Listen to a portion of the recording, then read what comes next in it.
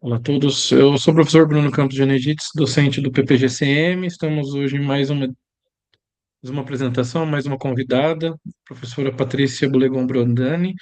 Um prazer tê-la conosco, Patrícia.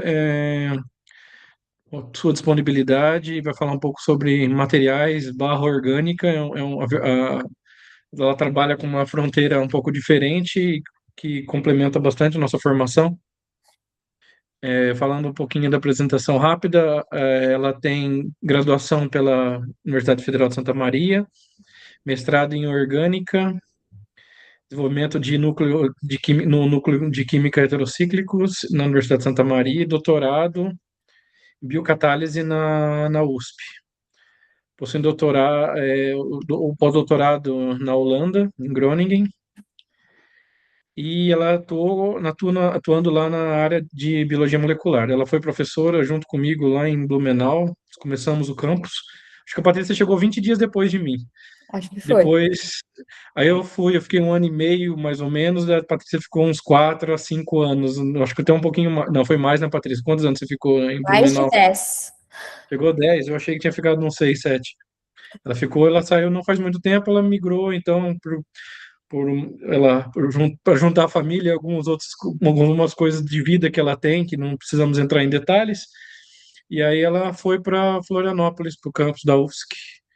Então ela era professora na UFSC de Blumenau, hoje ela é professora na UFSC de Florianópolis.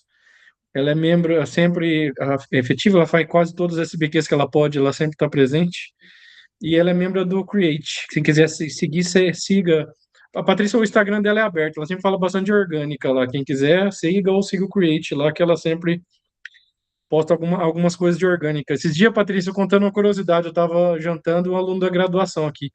Tive uma aula online que eu vi de uma professora que ela explica muito bem, Patrícia, eu não entrei no detalhe, eu falei, eu sei quem ela está falando, porque ela tem umas aulas no YouTube, quem tem dificuldade em química orgânica, ela montou umas aulas bem interessantes no YouTube.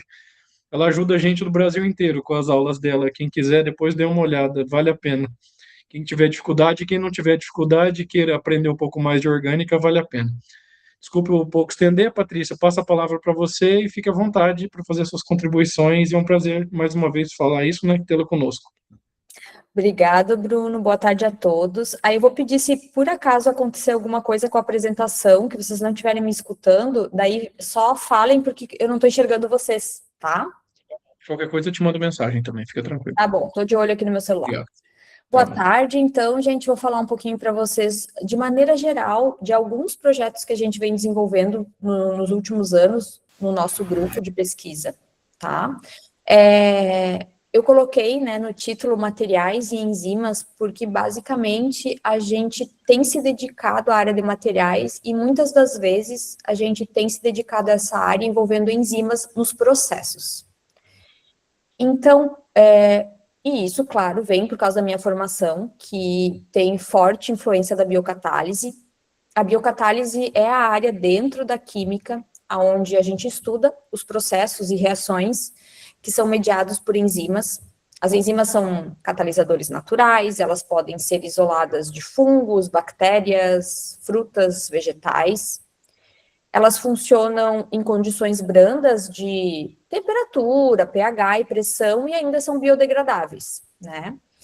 Além disso, elas são catalisadores bastante eficientes quando comparados aos catalisadores orgânicos, por exemplo, e isso acho que tem muito a ver com o tamanho das enzimas, porque a gente pode pensar que elas abraçam, que elas fagocitam os reagentes, né, e estabilizam tanto reagentes quanto intermediários ou produtos, ativam ou estabilizam, né, através de diversas interações intermoleculares.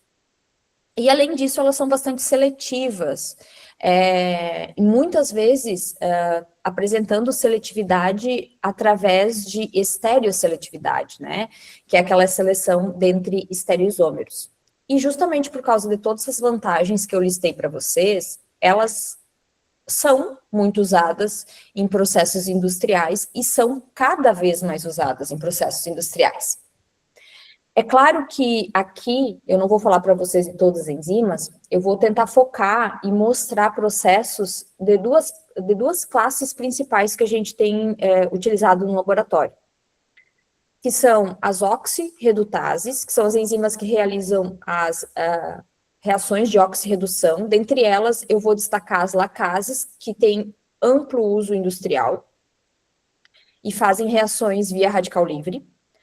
E também as hidrolases, que são aquelas que realizam reações de hidrólise. E dentre elas, eu vou destacar as lipases, que são simplesmente as enzimas mais utilizadas. Dentre o mundo industrial e dentre o mundo de pesquisa, são simplesmente as enzimas mais utilizadas. E por que a gente resolveu fazer muito trabalho com elas? Porque, primeiro, que elas são disponíveis comercialmente, o que facilita muito se a gente pensar em aplicabilidade industrial, com preços acessíveis, e elas não necessitam de cofatores. Cofatores seriam moléculas orgânicas bem menores que as enzimas. Exemplos são o NADH e o NADPH, que a gente vê nas aulas de bioquímica. E algumas enzimas, elas necessitam desses cofatores para que a reação aconteça. Só que esses cofatores, eles têm que ser colocados em quantidades estequiométricas, ou então você tem que colocar um segundo sistema reacional para que esse cofator seja regenerado. Geralmente, esses cofatores são caros. Então, sempre que a gente puder usar enzimas que não necessitam de cofatores, é uma vantagem.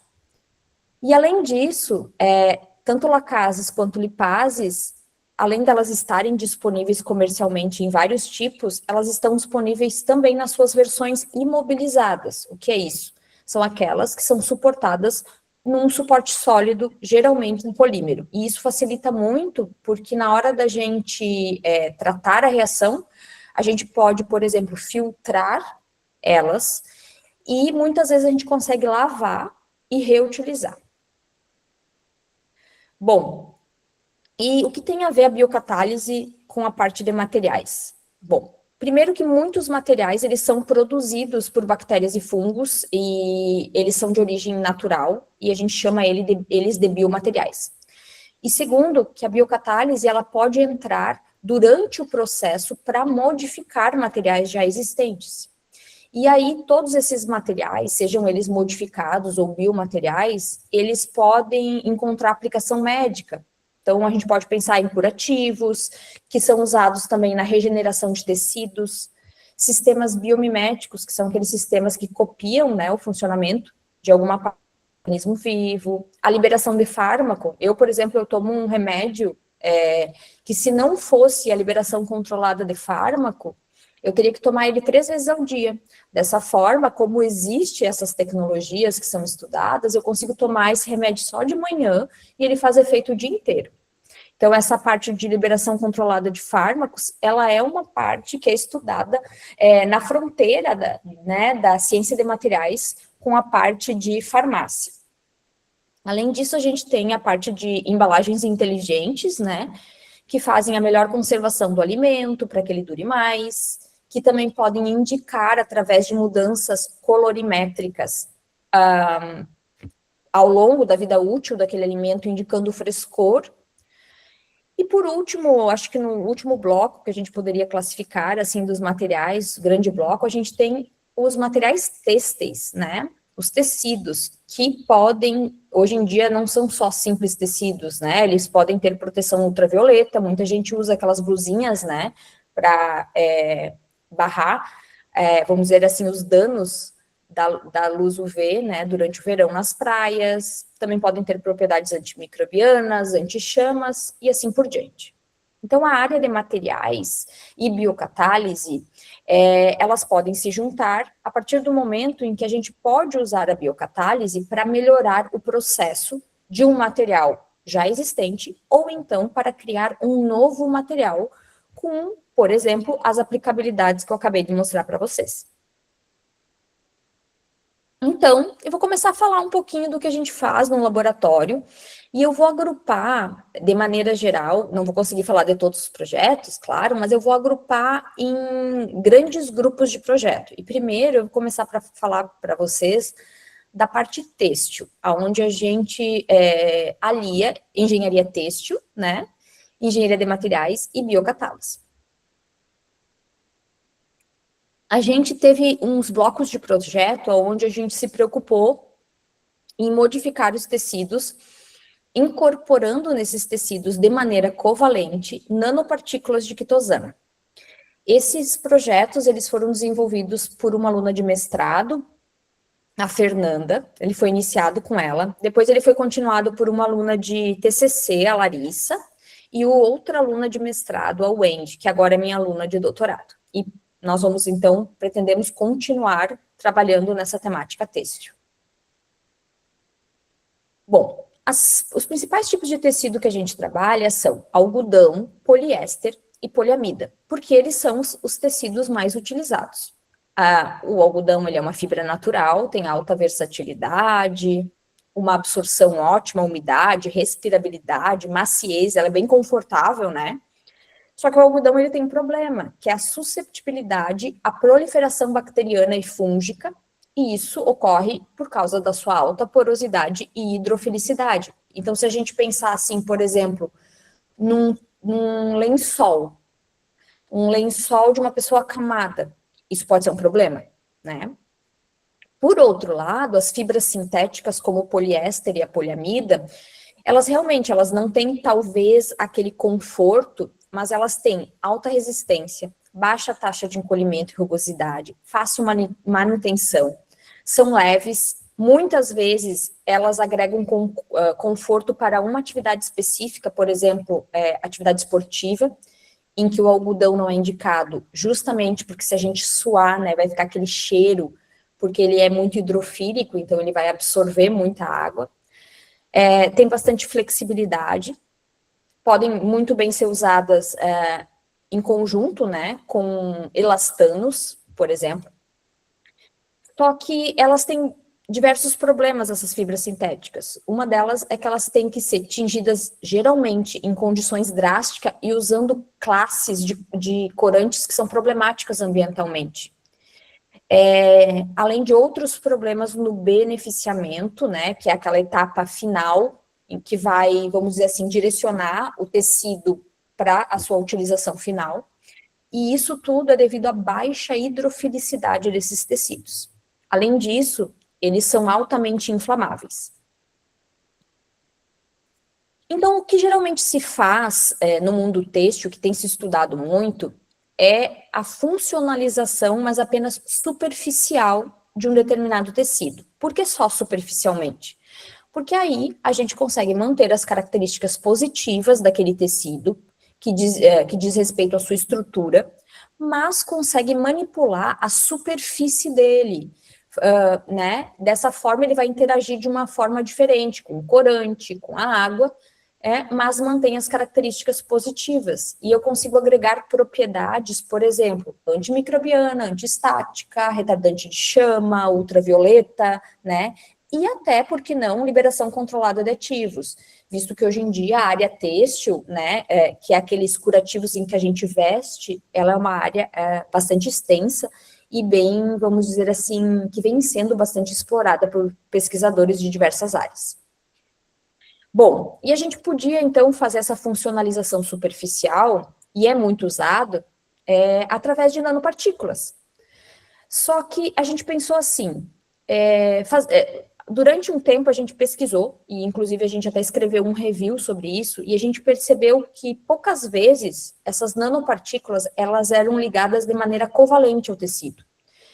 Isso é ruim por quê? Isso é ruim porque o tecido a gente precisa lavar. Não existe um lençol que você nunca vai lavar, uma roupa que você nunca vai lavar. Você vai lavar diversas vezes. E a ligação covalente, ela é uma ligação mais duradoura. Então, a gente poderia lavar e o tecido continuaria com aquele tratamento. Então, a gente teria uma durabilidade maior. Embora isso fosse pouco explorado, né, lá quando a gente começou, e até atualmente também ainda não é tão explorado, a gente pensou, por que não tentar? Então, para que a gente conseguisse, vamos dizer assim, ligar essas nanopartículas de maneira covalente na superfície do tecido, a gente precisava criar grupos químicos, grupos funcionais, que fossem, vamos dizer assim, complementares à atividade que a gente desejava. Então, veja só, depois eu vou mostrar para vocês a estrutura da quitosana, Mas a quitosana, ela tem grupos nucleofílicos, que são grupos NH2. Então, a gente precisava criar na superfície dos tecidos grupos eletrofílicos. E a gente pensou que vamos dizer assim, a maneira mais fácil de fazer isso era gerando grupos ácido carboxílicos. Então, para o algodão, a gente usou uma enzima oxidante que oxidou os grupos CH2OH da celulose, que é a matéria-prima do algodão, para grupos ácido carboxílico. Então, essa enzima, ela faz reações radicalares, e geralmente a gente usa um mediador, nesse caso a gente usou um chamado tempo, que ajuda o início da reação radicalar, e ele é usado em quantidades catalíticas também. Para o poliéster e para a poliamida, que são éster e amida, respectivamente, assim como o próprio nome diz, a gente fez a hidrólise desses grupos usando lipases, também gerando grupos ácido carboxílico na superfície do tecido.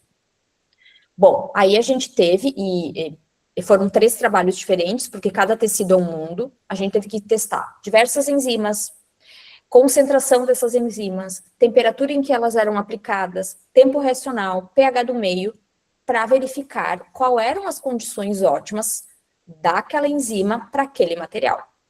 Então, geralmente, a gente fazia essas diversas reações e a gente precisava verificar, né, a efetividade dessa mudança superficial. Então, cada vez a gente fazia FTIR, né, uma análise ali de FTIR, só que como a gente está falando de um polímero, que tem uma estrutura extensa, né, que pode ser, então, celulose, no caso do algodão, poliéster ou poliamida, e a gente está só modificando a superfície dele, a gente vê mudanças muito sutis, como essa que eu mostro aqui na tela para vocês, né, em vermelho a gente vê o algodão não oxidado, e, em preto a gente vê o não oxidado, e em vermelho a gente vê o oxidado. A gente tem que quase colocar uma lupa ali para ver. Então, um jeito bastante comum que se faz na literatura para a gente ver a eficiência de modificações superficiais é realizar um tingimento com uma classe de corante que seja compatível com aquela mudança estrutural que a gente gerou. Então, no nosso caso, a gente usou um corante dito reativo, cuja estrutura está ali, é o azul de metileno, que acho que todo mundo conhece. Esse corante, ele tem grupos nitrogenados positivos, que, em meio básico, se atraem pelos grupos ácido carboxílico desprotonados, ou seja, os carboxilatos, que estão mostrados na figura central ali do slide. Quanto mais azul ficasse o tecido, mais a gente tinha o nosso grupo ácido carboxílico ali, e a gente sabia que mais efetivo foi aquele tratamento. E como a gente mensurava isso? De 2 formas. Após a gente tirar esse tecido do meio, né, que ele tem uma fotinho do tingimento, a gente podia medir o quanto de corante ficou no banho, né, e através de uma curva de calibração por UV-Vis, a gente podia calcular quanto foi incorporado, ou então a gente pode medir a cor do tecido diretamente. À direita, no canto inferior direito de vocês veem a foto de um equipamento chamado Datacolor, aonde a gente coloca o tecido numa pinça, ele comprime o tecido no equipamento e ele faz a leitura da cor, tá? E então a gente fazia isso e verificava qual era a melhor condição, era aquela que gerava o tecido com a cor mais intensa, com uma cor azul mais intensa. E dessa forma a gente conseguiu selecionar a melhor enzima, melhor pH, melhor tempo. Então, para cada tecido, a gente conseguiu gerar os ácidos carboxílicos e depois, então, a gente partiu para a etapa de incorporação das nanopartículas de quitosana. A quitosana, ela é derivada da quitina. A quitina é o segundo polissacarídeo mais abundante na Terra, depois da celulose. Ela é rejeito de pesca, né? Ela forma o exoesqueleto de crustáceos. E ela não é solúvel em água, porque imagina, né, se o crustáceo entrasse no mar e o seu exoesqueleto ali se dissolvesse, né, só que para a gente processar é muito importante a solubilidade, porque a maioria das reações químicas, elas são feitas em meios líquidos, né, em que a gente tem os reagentes dissolvidos num ambiente muitas vezes aquoso. Então, ela é transformada em quitosana pela hidrólise dos grupos amida. quando mais de 50% dos grupos amida são transformados em amina, a gente tem a quitosana. E aí a gente formou nanopartículas de quitosana por metodologias já descritas na literatura, e algumas vezes a gente até incorporou óleos essenciais dentro dessas cápsulas. E aí a gente testou diversas metodologias para incorporar essas nanopartículas nos tecidos, tá? Nos últimos trabalhos a gente descobriu que a luz UV ajudava muito nessa incorporação, muito provavelmente porque ela gerava radicais livres na superfície das nanopartículas, o que facilitava a sua ligação com o ácido carboxílico gerado. Para a gente, vamos dizer assim, caracterizar essa modificação, a gente também fazia o FTIR e fazia essa comparação, e também a gente fez as microscopias, em que a gente conseguia, vamos dizer assim, enxergar, né, pequenos fragmentos, que são as nanopartículas depositadas na superfície do tecido. Todas essas caracterizações são feitas, claro, depois de lavar extensivamente o tecido, para garantir de que nada que ficou ali estava simplesmente encostado, mas estava assim preso.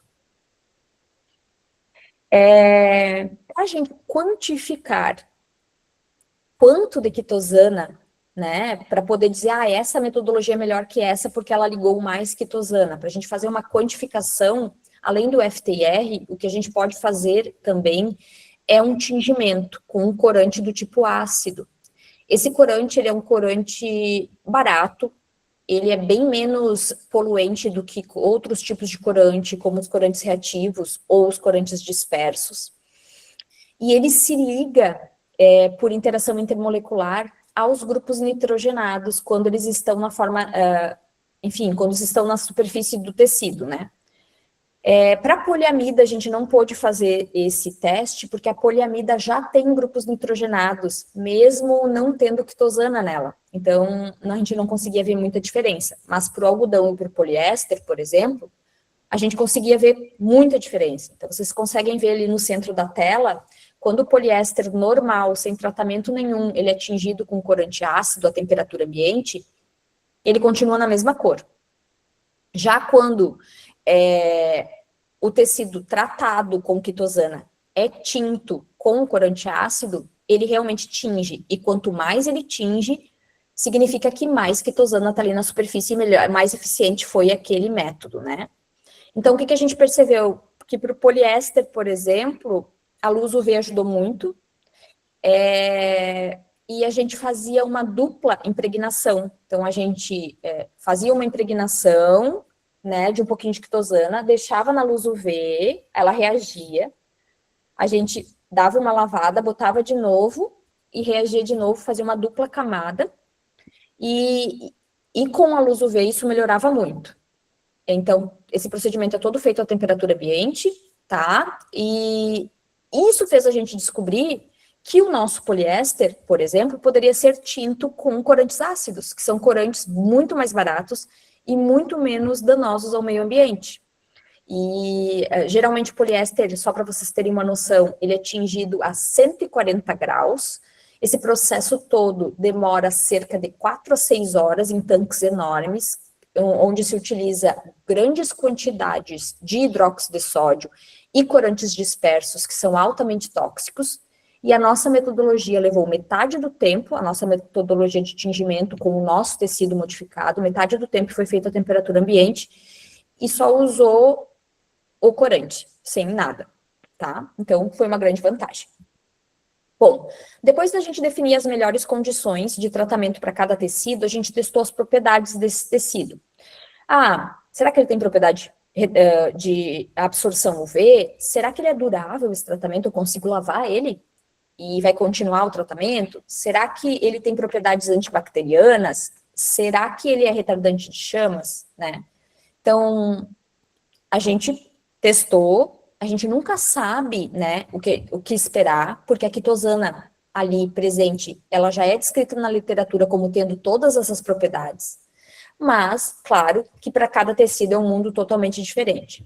Então, quanto à durabilidade, a gente percebeu que em todos os casos, não importa se foi algodão, poliéster ou poliamida, a gente pôde lavar, a gente lavava 5 vezes lavagem comercial mesmo, tá, gente? Com detergente industrial. E depois a gente lavava 5 vezes com etanol e o tratamento estava ali. Então foi super durável. Para o poliéster, a gente percebeu uma pequena proteção UV, para os demais tecidos não. Para o algodão e para a poliamida, em que a gente tem, vamos dizer assim, um problema de proliferação bacteriano mais intenso, a gente percebeu uma proteção contra isso, principalmente para o algodão, que é o mais problemático, e principalmente quando dentro das cápsulas de quitosana a gente colocava óleo essencial, principalmente se esse óleo essencial fosse de lavanda. E para o poliéster, a gente conseguiu, além do tingimento, que pode ser feito em condições bem mais brandas, a gente conseguiu um poliéster anti-chamas. E aí aqui eu vou chamar a atenção de vocês. Então, todos sabem que o jaleco que a gente usa no nosso, no laboratório no geral, né, laboratórios de origem química, eles devem ser 100% algodão. Não porque o algodão não pegue fogo. Como qualquer matéria orgânica, o algodão vai pegar fogo. O pior de tecidos como poliéster e poliamida é que ele não simplesmente pega fogo, ele goteja. E ele é um plástico, ele gruda na pele e piora muito mais a queimadura. Então, só para vocês terem uma noção, isso aqui é o poliéster pegando fogo. Tá? Ele pega fogo, pega fogo, pega fogo, pega fogo, pega fogo, e aí ele vai gotejar na pele de vocês. Então, sempre tem que cuidar ali a hora que for comprar o jaleco, olhar que seja 100% algodão. Mas olha só o nosso poliéster tratado com quitosana na nossa metodologia. Nas mesmas condições. Acabou. E então, a gente conseguiu fazer o quê? Um poliéster anti-chamas. Então, a foto ali do lado, ela mostra justamente. Então, à esquerda vocês têm o poliéster normal e à direita o nosso, que sofreu bem menos, né? Com vamos dizer assim, as chamas. Isso tudo é feito seguindo uma ISO, tá? São testes de ISO. E a gente conseguiu esse resultado bem satisfatório. E hoje em dia, então, a aluna que fez esse trabalho, ela entrou no doutorado esse semestre e a gente está tentando agora, vamos dizer assim, modificar a quitosana para amplificar a proteção UV. E esse efeito retardante de chama, e quem sabe, conseguir colocar corante ali dentro para fazer com que a nossa cápsula já atinja o tecido tudo em uma etapa. Bom, outra vertente que a gente trabalha no laboratório são os filmes poliméricos, principalmente aqueles empregando polissacarídeos. Então, esse trabalho que eu vou apresentar agora, ele foi realizado por uma aluna de mestrado que defendeu no início desse ano e vem sendo continuado por uma aluna de iniciação científica. Vocês têm ali na tela a estrutura de um polissacarídeo, de um derivado da celulose, chamado etil-hidroxietilcelulose, o EHIC. O EHIC, ele é uma versão modificada, então, da celulose, para que ele seja solúvel em água, já que a celulose não é solúvel em água. E isso faz com que ele consiga ser processado pela indústria e muito utilizado, por exemplo, na indústria de cosmético, como espessante. Também junto à construção civil, misturado ao cimento, por exemplo, para fazer com que aquele cimento, por exemplo, retenha água, né, da mistura. Então, ele é bastante barato, ele é biocompatível, ele é biodegradável, ele forma filmes transparentes, que parecem um plástico, que são de boa qualidade. O problema é claro que esses filmes se solubilizam rapidamente em água, em poucos minutos. E isso limita a sua aplicação se eu pensar num plástico para um curativo ou para uma embalagem. Como ele é barato e ele tem todas essas propriedades legais, a gente pensou em como resolver esse problema. E esse problema da solubilidade e de algumas propriedades físico-químicas, ele é frequentemente alterado através de um processo chamado reticulação, ou, em inglês, cross-link, aonde a gente tem as cadeias dos polímeros ligadas, e podem ser 2 polímeros diferentes, ou 2 cadeias poliméricas iguais, formando, então, uma rede, né, reticulada.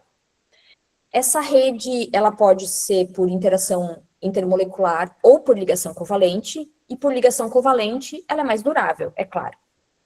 Geralmente, esse método de reticulação, ele usa agentes reticulantes que são tóxicos e, por isso, muitas vezes tem que ser usado em quantidade limitada. Exemplos são o glutaraldeído e o glioxal.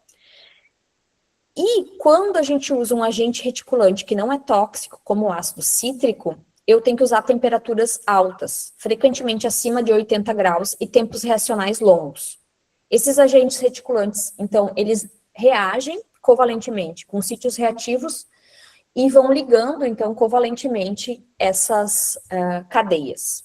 Então, a gente pensou, será que a gente não consegue desenvolver uma metodologia mais branda para transformar o EHC através de reticulação?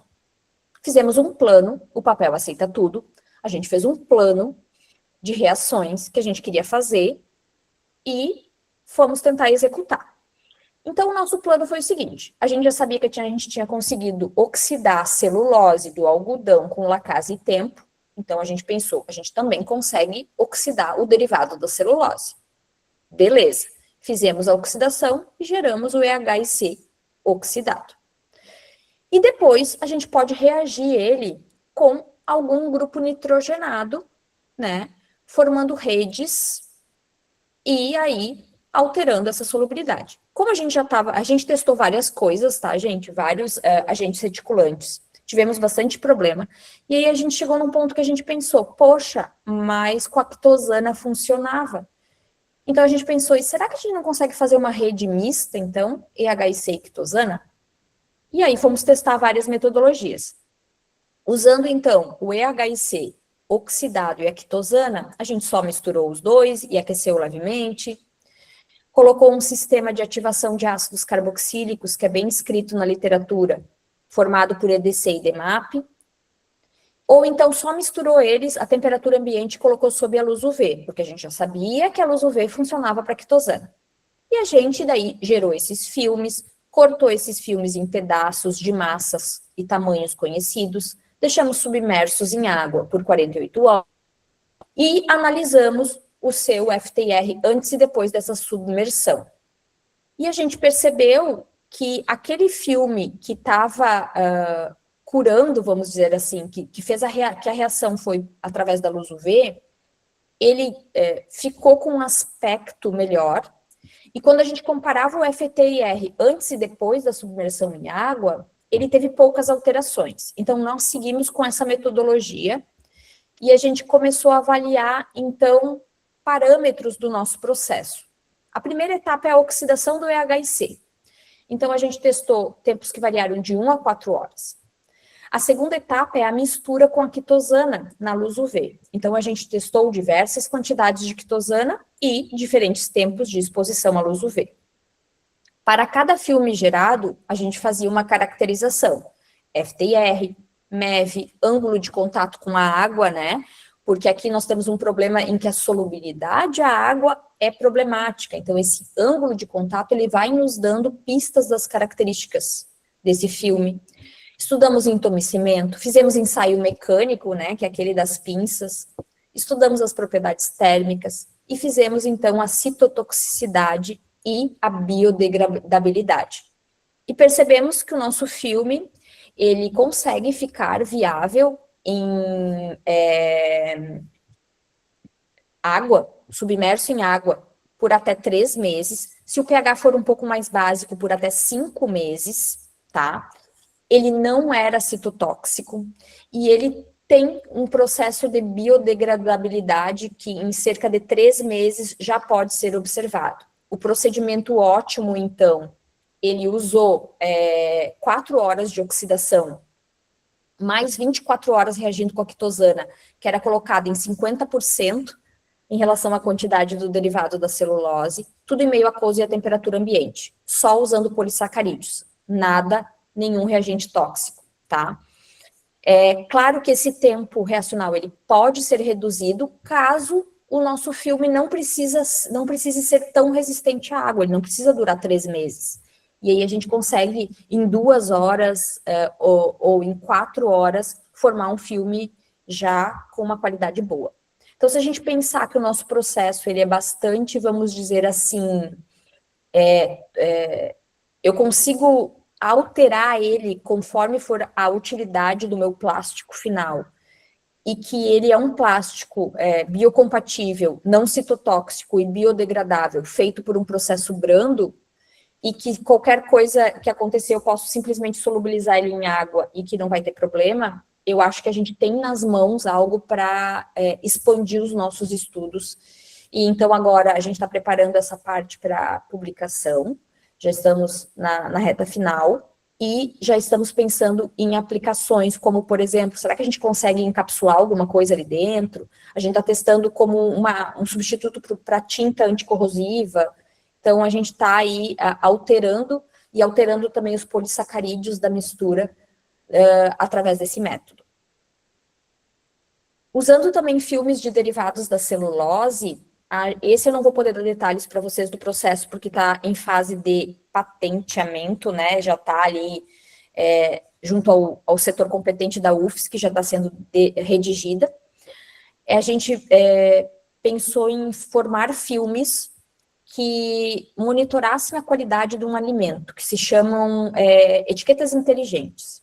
Existem, as mais famosas são duas que tem no mercado, que é uma presente no Japão para carnes, e a outra que é chamada RipSense, que é para peras, em que a gente tem uma alteração da cor, então o consumidor, ao chegar no mercado, ele consegue saber o quão fresco está aquele alimento, se ele está próprio para o consumo.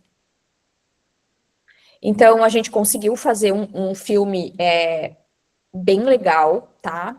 A gente testou a estabilidade dele por 6 meses, ou seja, ele poderia ser produzido e ficar ali em condições ambientes, ele continua estável.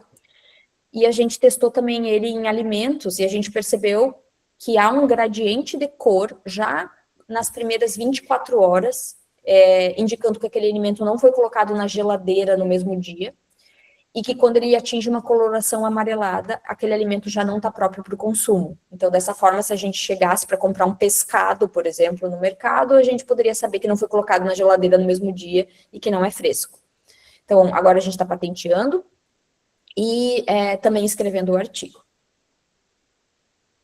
E o último bloco de projetos que eu gostaria de dar mais detalhes para vocês é os sistemas biomiméticos de nocicepção, que foi um trabalho que começou assim há alguns anos, com uma mestranda chamada Lana, depois tem continuado com um aluno de iniciação científica, o William, a Camila, também de iniciação científica, mais uma mestranda, a Elizabeth, e uma doutoranda, a Laís. Eu vou falar, então, para vocês, para que eu possa explicar o que são esses sistemas biomiméticos. Sistemas biomiméticos são sempre sistemas que copiam o funcionamento de algum organismo vivo. No nosso caso, a gente queria copiar o funcionamento de um sistema chamado sistema nociceptivo, que é um sistema sensorial, como o olfato ou como a visão. Só que ele é muito mais complexo. Porque o olfato, ele detecta moléculas aromáticas. A visão detecta luz. Mas o sistema nociceptivo, ele detecta muitos tipos de estímulo. São estímulos que são danosos ao nosso organismo, que vão nos prejudicar. É como se fosse um sistema de defesa, né? Por exemplo, vocês já imaginaram acontecer alguma coisa com o nosso dente, a gente não sentir dor de dente, não procurar um dentista, a gente poderia ter uma sepse, né? Então, o sistema nociceptivo, ele é um sistema de alerta. E como que ele funciona, esse sistema sensorial? Através de neurônios, chamados nociceptores, que estão espalhados pelo nosso corpo, e que são muito proeminentes, por exemplo, embaixo da nossa pele. Então, se a gente crava alguma coisa, se a gente queima, a gente sabe, né, exatamente aonde isso aconteceu, porque ele é ativado, esse sistema. Já nos nossos órgãos internos, a gente tem menor quantidade de nociceptores, então, por vezes, a gente não sabe informar ao certo aonde é a dor, porque essa dor é mais difusa. E como esses nociceptores funcionam? Eles têm vários receptores químicos na superfície.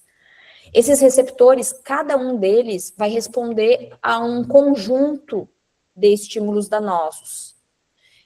vai acontecer uma alteração química. Essa alteração química, ela vai ser transformada numa corrente elétrica que vem aqui pela nossa espinha e o cérebro interpreta como dor. Muitas vezes também está associado a vamos dizer assim, uma inflamação que acontece no organismo.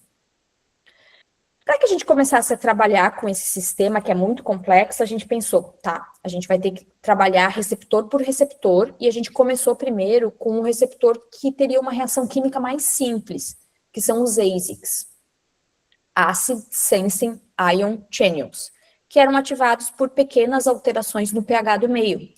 Então, esse receptor, quando o pH do meio diminuísse, né, haveria protonação de alguns grupos químicos e ele, então, daria início a essa resposta de dor ou inflamação. E essa resposta produzida por esse receptor, ela está relacionada a uma série de desordens, como lesão cerebral isquêmica, enxaqueca, degeneração, doença de Parkinson, Alzheimer e assim por diante. Bom, então, quando esse sistema é ativado, a gente diz que um agonista entrou em contato com esse receptor. E quando a gente precisa cessar essa resposta, porque a gente está com muita dor, por exemplo, se eu estou com uma dor de dente, né, até eu conseguir resolver o problema, a gente geralmente toma um remédio contra a dor. Como que o remédio sabe aonde é a minha dor? Porque ele sabe qual é o receptor, porque ele tem que ser seletivo para aquele receptor. E esse remédio, ele é um fármaco chamado antagonista. Esses fármacos antagonistas, principalmente para o ASICs, não existe nenhum seletivo.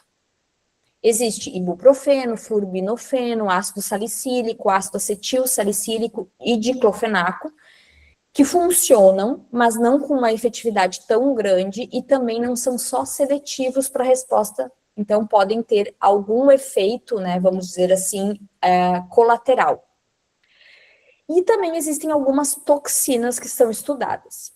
E por que não tem ainda nenhum fármaco? Por que demora a ter fármacos mais seletivos, com menos efeitos colaterais adversos? Porque o caminho para você desenvolver um fármaco, ele é muito longo, e ele passa por testes in vivo, aonde as cobaias, principalmente os nossos queridos ratinhos, são submetidos à dor, porque para eu testar um remédio contra a dor, pasmem, eu tenho que submeter a cobaia à dor. E isso pode ser cortando, botando ele numa chapa quente, causando dor por corte abdominal, né? E isso vai onerando o desenvolvimento do fármaco e vai deixando lenta, porque cada candidato que chega para ser testado, para cada teste diferente, vai usar uma cobaia e depois elas são sacrificadas e cada vez mais o comitê de ética acaba, né, regulando isso e tudo isso demora e tem um custo, fora o sofrimento animal. Então a gente pensou, será que se a gente criasse um sistema que copiasse a resposta do ASICS, esse sistema podia ser usado como um sistema de triagem? Dessa forma a gente descartaria alguns candidatos, só alguns iriam seguir adiante, e dessa forma menos cobaias iriam ser utilizadas e o sistema ficaria mais célere. Como que a gente pensou em fazer isso? Através da utilização de micelas poliméricas responsivas ao pH, porque o receptor é responsível ao pH. A gente pensou em usar o PSBPA, que tem grupos ácido carboxílicos, que ficam então voltados para fora, em um ambiente polar aquoso, e podem ser, sim, protonados, assim como os aminoácidos presentes no receptor ASICS. Tá, e como é que a gente ia saber se reagia ou não? Se a gente encapsular lá dentro uma substância que eu consiga medir no UV e que for colorida, a hora que ela for liberada, a hora que a minha micela for protonada, ela se desorganiza, ela libera, ou seja, a minha micela começa a sentir dor, ela libera aquele composto de dentro. Eu tenho no sistema uma lipase, essa lipase transforma esse composto em outro composto e eu vejo um deslocamento no comprimento de onda e eu consigo quantificar se a minha micela está sentindo dor e quanto ela está sentindo de dor.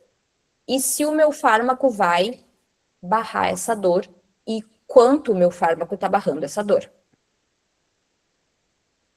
Um primeiro trabalho foi publicado em 2022, aonde a gente fez a prova de conceito. Criamos essa micela e percebemos que, ao passar de pH 7,4, que é o pH fisiológico, para 7, essa micela já começava a sentir dor, porque ela começava a liberar o composto.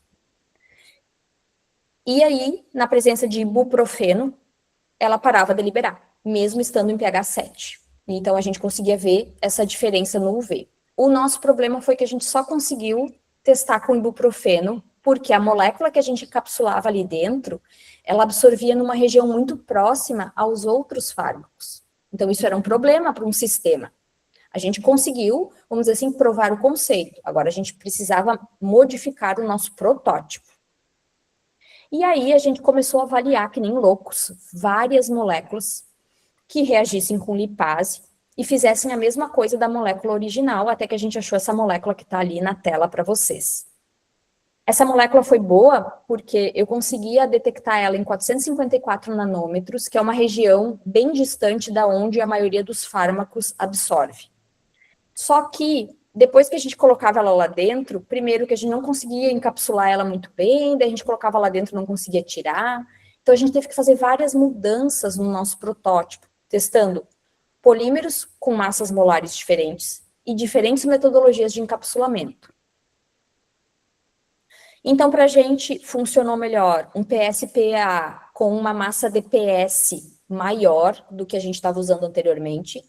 E também, anteriormente, a gente só usava THF para formar ali o nosso sistema micelar e a nossa dispersão. A gente viu que, quando isso acontecia na presença de dioxano, a gente aumentava a eficiência de encapsulamento. Para que ocorresse a liberação, porque ela é uma molécula que ela não gosta de ser liberada na água, a gente precisou usar também um cosolvente, acetonitrila e hexano. E aí funcionava e a gente conseguiu testar os 4 fármacos que a gente queria: ibuprofeno, diclofenaco, ácido salicílico e ácido acetil salicílico. E aí, o que aconteceu?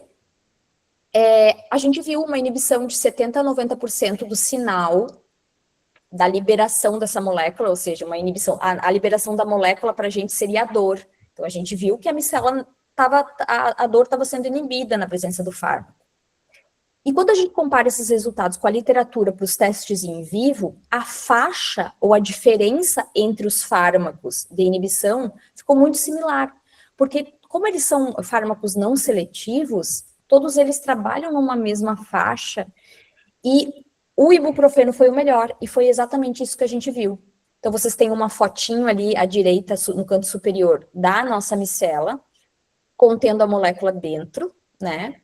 E a gente conseguiu resultados bastante adequados, vamos dizer assim, e bem comparáveis à literatura. Então, o que a gente está fazendo agora? A gente quer transformar isso num kit, quer testar a estabilidade a longo prazo, para que a gente pudesse vender para as indústrias farmacêuticas. A gente já publicou isso, porque o nosso interesse é que isso seja aberto, para que a gente consiga vender. E também a gente já está começando a trabalhar com um receptor mais, vamos dizer, difícil, em que ocorrem diferentes tipos de reações, como oxidação, reações eletrofílicas, e a gente já começou a ter alguns resultados bastante interessantes. Para esse outro sistema, a gente não conseguiu usar um polímero comercial, a gente teve que criar uma metodologia de modificação de um polímero comercial. Então, a gente está criando novas metodologias, ao mesmo tempo que a gente está formando novos materiais para um novo protótipo. Então, isso já começou faz 1 ano e meio, e deve se estender ali por mais 3 ou 4 anos, porque é um trabalho bastante intenso, que envolve, atualmente, 4 estudantes. Como o meu tempo aqui é limitado, né, o que eu podia falar em mais detalhes foi isso, mas aí eu gostaria também de falar para vocês que ao longo desse tempo eu já tive alunos que trabalharam com sistemas cervejeiros, onde a gente modificou enzimaticamente um adjunto, um polímero que é colocado no processamento da cerveja para fazer o clareamento, ou seja, diminuir a turbidez, e a gente conseguiu comprovar que eliminaria o uso de sílica nesse processo, através do nosso polímero modificado. Também, através de uma parceria com a Acme, a gente fez o estudo de branqueamento do algodão, que é literalmente deixar o algodão branco. A condição da literatura, geralmente meios bastante básicos, pH em torno de 9, condições de temperatura próximas a 90 ou 100 graus, e aí a gente conseguiu, através da utilização de enzimas, eletroquímica, e diminuir para pH 6 a temperatura ambiente, e conseguimos um grau daquele branco bastante aceitável para várias aplicações, tá? Usando placas de titânio. Então, a gente pensa que isso também, talvez, esse trabalho já foi defendido, o artigo está sendo escrito, e a gente pensa que talvez a gente consiga, vamos dizer assim, comercializar com as empresas têxteis da região adaptações nos seus tanques, caso eles desejem fazer essa substituição. E também estamos investindo bastante agora em curativos sensíveis ao pH. Então, esses curativos, eles indicariam quando a troca tem que ser feita, porque a partir do momento que o exudato, que é aquele suco do medicamento, principalmente quando a gente fala em feridas crônicas e pessoas diabéticas, quando ele não está mais encaminhando para cicatrização, os metabólitos ali presentes, eles alteram o pH em torno daquela ferida. Se o curativo mudar de cor, a pessoa que está cuidando, né, que pode ser um enfermeiro ou um familiar, já sabe que aquele curativo tem que ser imediatamente trocado sem a necessidade de um equipamento. E muito provavelmente também depois a gente vai tentar fazer o encapsulamento de ativos nesse curativo, para melhorar a cicatrização. Eu gostaria, então, de agradecer, né, o convite do Bruno, agradecer a atenção de vocês. Aqui está uma foto do meu grupo em Florianópolis, que está comigo em Florianópolis. Está faltando uma aluna do doutorado que chegou esse semestre, tá? O nosso laboratório é o 309, no departamento de Química. O Insta é @create_ufsc. Tem a página, paticmc.paginas.ufsc.br, a minha pessoal, e também tem create.paginas.ufsc.br. Na minha página pessoal, vocês encontram materiais complementares de química orgânica, que são tipo capítulos de livros que eu desenvolvi, também listas de exercícios com as respostas, e também alguns outros tipos de materiais extras, de basicamente todos os conteúdos de química orgânica básica e análise, algumas vezes também. E também tem o meu canal no YouTube, @paticmc, que tem videoaulas divididas em playlists de quase todos os conteúdos básicos. Faltam poucos, que eu ainda vou dar um jeito nisso. Então, se vocês puderem lá, né, dar um engajamento, se inscrever, também divulgar para os colegas, porque é um projeto de extensão que eu faço com muito carinho, eu agradeço a vocês. Obrigado pela atenção. Obrigado, Patrícia. Excelente apresentação. Gostaria de abrir para os colegas. Alguém tem algum comentário? Gostaria de começar, antes de... Eles vão aquecendo os motores aí. Patrícia, você tem alguns grupos que podem ajudar nessas validações, Como está funcionando essa parte biológica, a parte de citotoxicidade, toxicidade, essa parte dos fármacos, né? Você tem contatos ou grupos ou alguma forma de acelerar o processo? Para a parte de citotoxicidade fica fácil, porque a gente tem aqui na UFSC mesmo um laboratório que segue todas as normas, as ISO. Então, eles fazem para a gente, né, seguindo todas as normas, eles conseguem fazer de 2 ou 3 maneiras diferentes, né, que é aquela parte que você pega o extrato, ou você coloca o filme, né, no nosso caso, o tecido direto. A gente também tem alguns grupos que fazem isso em tecidos, filmes plásticos, para a parte de alimentos também. Para a parte de nocicepção, especificamente, eu não conheço ninguém aqui na UFSC. O que eu tenho contato é com a professora Eveline, da URCS, e a professora Etel, da UFPEL, que trabalham com isso, e poderiam fazer essa validação. No nosso caso, a parte de nocicepção, a gente só fez, por enquanto, uma prova de conceito. Então, a gente não chegou ainda nisso, né? Mas eu acredito que futuramente a gente vai chegar nessa etapa. Legal. Muito bom. Mais alguém? Pessoal, gostaria de. Alguém tem alguma dúvida? Letícia, pode perguntar, Letícia. Olá, professora, boa tarde, muito obrigada, palestra excelente. A minha dúvida é a seguinte, sobre os axes, né, sobre os mecanismos de percepção da dor e tudo mais. O que você mostrou para a gente, todo esse processo também poderia ser utilizado para por exemplo, pessoas que têm fibromialgia, uma vez que a fibromialgia tem justamente essa questão da alteração da percepção no processamento da dor?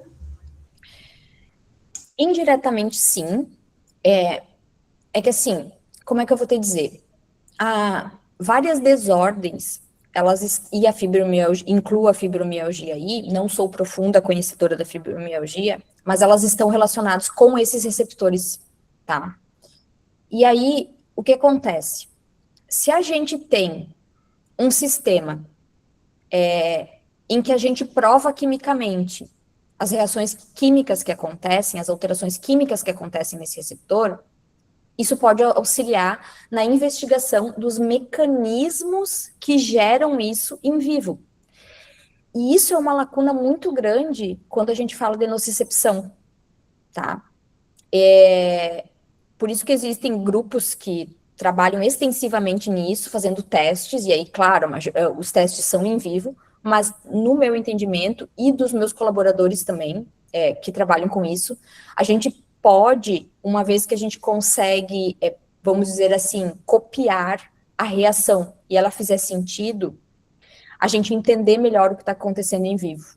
Então, esse nosso sistema, que a princípio a gente está pensando que seja um sistema de triagem, porque a gente também não gosta de dizer que a gente vai solucionar tudo, mas talvez mais adiante, conforme a gente for avançando, né, vamos dizer assim, no amadurecimento, no conhecimento desses sistemas, como eles são sistemas dinâmicos, eles podem auxiliar, né, na investigação. Certo, muito obrigada. Obrigado pela pergunta, Letícia. Mais alguém gostaria de fazer algum comentário, alguma pergunta? Boa tarde, professor. Eu, Sanderleia. Professora, obrigada, né, pela palestra, muito bom. Em relação aos tecidos, eu gostaria de saber se vocês já fizeram alguma coisa envolvendo a nanopartícula de celulose, né, aplicada aos tecidos, né, porque a celulose, ela tem, né, já tem alguns trabalhos sobre a proteção ultravioleta, e eu gostaria de saber se vocês fizeram alguma coisa relacionada a isso. Aplicar a nanopartícula de celulose aos tecidos com essa finalidade. Não, ainda não. Até agora a gente se dedicou só a utilizar quitosana. Quitosana de nanopartícula, só quitosana. A gente também já fez uns outros trabalhos que eu não trouxe aqui, aonde a gente fez uma alteração química direta, sem a formação de nanopartícula com outros compostos. Mas nenhum deles foi nanopartícula de celulose. Ainda não. Talvez seja uma ideia interessante, né? No futuro, possa sim ser utilizada. Obrigada. Tem abundância, né? Então, é interessante mesmo. Aniele? Oi, professora, parabéns pela sua apresentação. Eu trabalho também com a Actosana, porém, na verdade eu trabalhei, né? Porém, eu trabalhei com ela bioextraída. Eu sei que você comentou que ela vem do camarão, dos frutos do mar.